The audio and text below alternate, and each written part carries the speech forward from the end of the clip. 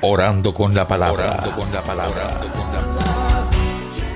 Te damos gracias, Padre Santo, por todo lo que estás realizando en nuestras vidas, que nos producen interiormente todas estas cosas, todas estas realidades nos producen alegría.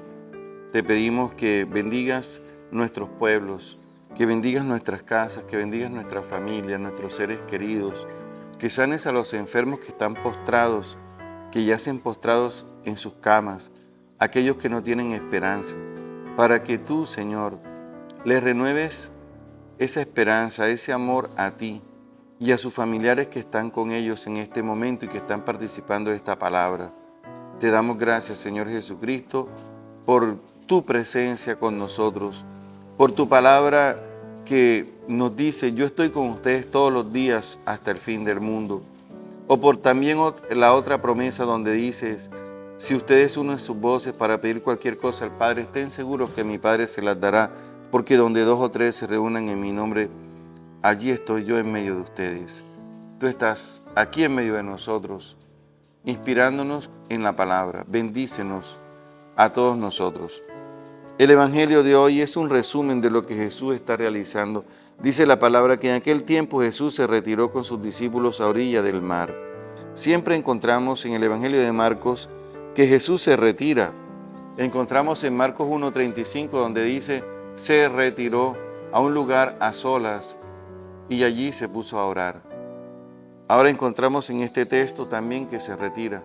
También lo vamos a encontrar en el capítulo 6, versículo 30, en la primera multiplicación de los panes. Él se retira a un lugar aparte. Siempre nuestro Señor Jesucristo realiza esto, porque retirarse a buscar un lugar solitario para orar, a solas o con sus discípulos, buscando al Padre, es una enseñanza para todos nosotros, porque no podemos en el día vivir con indiferencia hacia Dios, que todo lo puede en nuestras vidas y que es la fuente precisamente de toda luz que puede ayudarnos a nosotros a superar los complejos y también las dificultades que se presentan en nuestra vida. Nuestro Señor Jesucristo se retira con sus discípulos seguido por una muchedumbre de Galileos. Una gran multitud, dice, una gran multitud, vuelve a insistir, procedente de Judea, de Jerusalén y de Idumea, Transjordania y de la parte de Tiro y Sidón. Y siguen a Jesús porque hasta el momento estamos en el capítulo 3. Nuestro Señor Jesucristo ayer sanó al hombre que tenía la mano tullida. En el capítulo 2 ha perdonado los pecados de un paralítico, y no solamente ha perdonado los pecados de un paralítico, sino que también ha sanado el paralítico. Y si nosotros vamos al capítulo 1, encontramos una serie también de curaciones que el Señor ha realizado. Ha sanado a un hombre en la sinagoga en el capítulo 1, versículo 21. Es la primera acción que realiza en el Evangelio de San Marcos. Ha sanado a la suegra de Pedro en el capítulo 1, versículo 29. También ha curado a un leproso en el capítulo 1, versículo 40.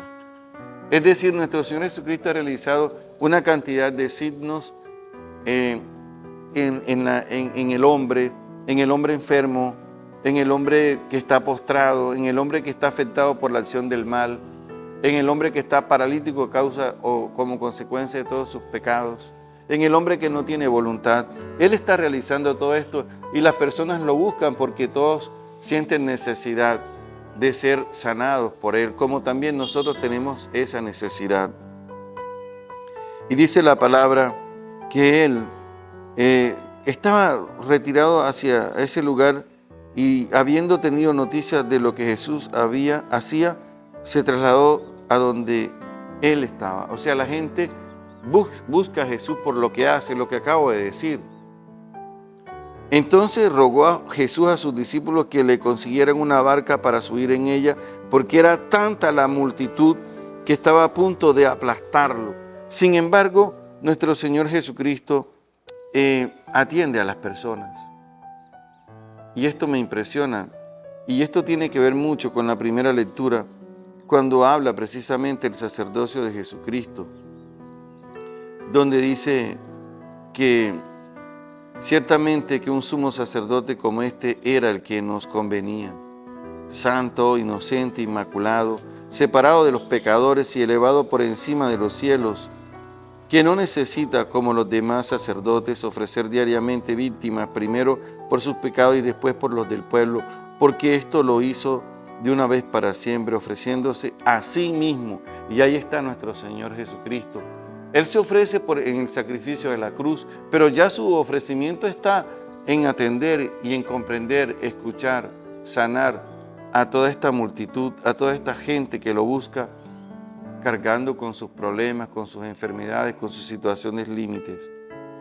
Porque los sacerdotes constituidos por la ley eran hombres llenos de fragilidades, pero el sacerdocio constituido por las palabras del juramento posterior a la ley es el Hijo eternamente perfecto. Y va a decir más adelante que Él es sumo sacerdote misericordioso. Ahora, nuestro Señor Jesucristo atiende a toda esta multitud y atiende a todas estas personas porque siente su dolor, siente sus enfermedades. Y dice la palabra que hasta las personas que estaban mal, que padecían algún mal, se le echaban encima para tocarlo, porque tocándolo experimentaban la fuerza transformadora. Y nosotros nos podemos preguntar, ¿y cómo? Yo quisiera tocar al Señor, quisiera vivir lo que vivieron esas personas, pero claro que nosotros lo vivimos. Cuando estamos celebrando la Eucaristía, Jesucristo se manifiesta a través de la Eucaristía y su presencia viene a nosotros. Y mucho más que tocarnos físicamente, nos toca en lo más profundo de nuestro ser. Y desde nuestro ser, por medio de su palabra y por medio de su presencia eucarística, comienza a sanarnos y a transformarnos. Cuando los poseídos por espíritus inmundos lo veían, se echaban a sus pies y gritaban: «Tú eres el Hijo de Dios». Pero Jesús les prohibía que lo manifestaran. Se caían. Los únicos que se caen en el Evangelio son las personas poseídas. Por eso cuando uno ve por televisión que sale gente con superpoderes tumbando a otros, hay que analizar muy bien eso, porque nuestro Señor Jesucristo no hacía eso. Pero fíjense ustedes que Él atiende a toda esa multitud que está padeciendo. Y esta es la gran enseñanza de su sacerdocio, de su entrega, de su amor por nosotros. Amén. Orando con la palabra. Alabamos.